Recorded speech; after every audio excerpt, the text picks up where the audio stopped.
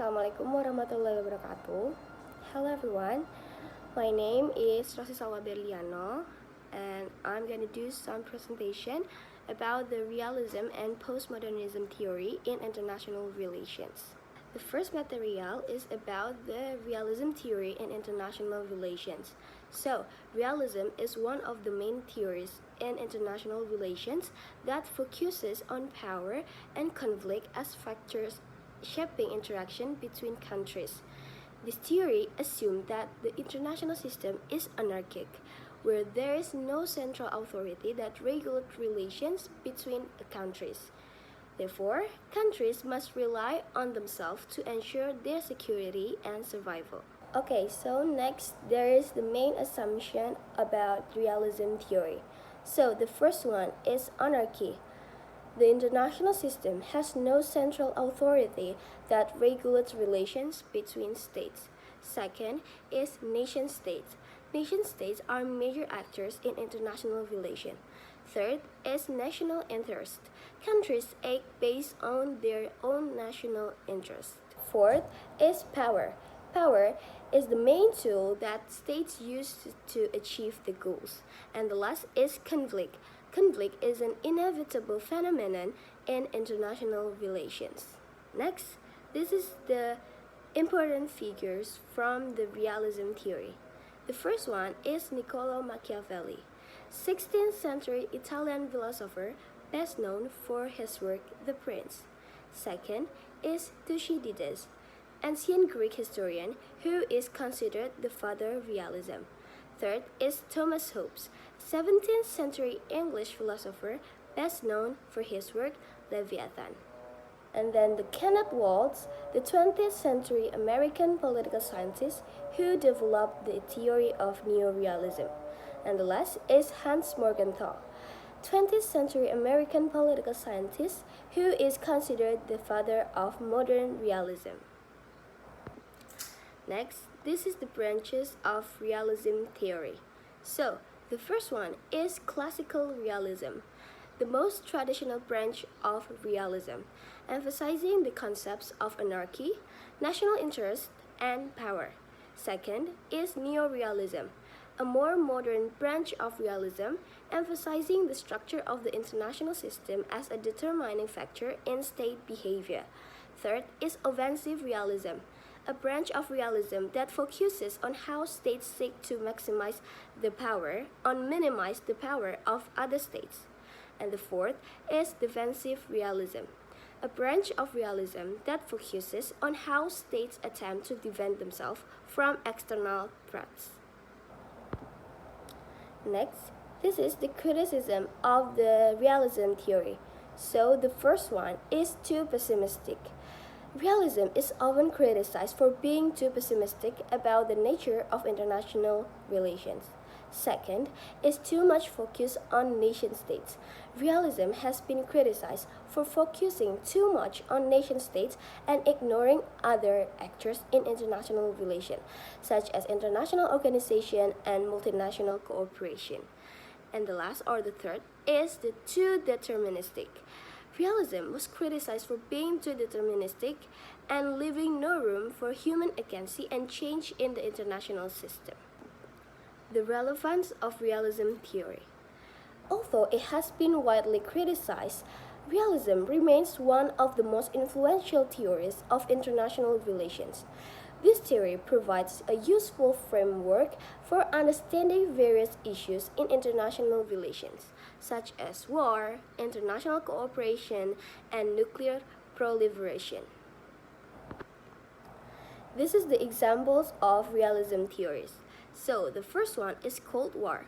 The Cold War between the United States and the Soviet Union can be analyzed through the lens of realism, focusing on the struggle for power between the two superpowers. Second is war in Ukraine. Russia's invasion of Ukraine in 2022 can be analyzed through the theory of defensive realism, focusing on Russia's efforts to ensure its own security. And the third is the China's rise. China's rise as a global power can be seen as a challenge to the hegemony of the United States and can be analyzed through the theory of offensive realism. Okay, so next is the Post-Modernism theory in international relations. We go to the definition first. So, Postmodernism is an intellectual movement that emerged in the mid-20th century as a critique of modernism. Modernism emphasizes rationality, objectivity, and universalism, while postmodernism questions this assumption and argues that knowledge and truth are not objective and universal, but rather contextual and contestative. How does postmodernism influence international relations? So, postmodernism international relations theories emerged in the 1980s as a criticism of traditional international relation theories such as realism and liberalism, which were considered too simplistic and deterministic. Postmodern thinkers challenge the basic assumption of these theories, such as the state as a main actor. Postmodernism argues that states are not only important actors in international relations, and argues that non-state actors such as international organizations, multinational cooperation, and social movement also play an important role. So, the second is national interest as the main motivation. Postmodernism thinkers argues that states do not always act based on national interest, and that ideology, norms, and values can also be important motivator. Third is the existence of objective truth.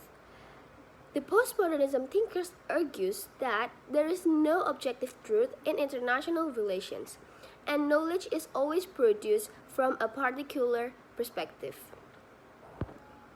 There's a few important figures of postmodernism theory. The first one is Michel Foucault. Foucault is famous for his work on power and knowledge.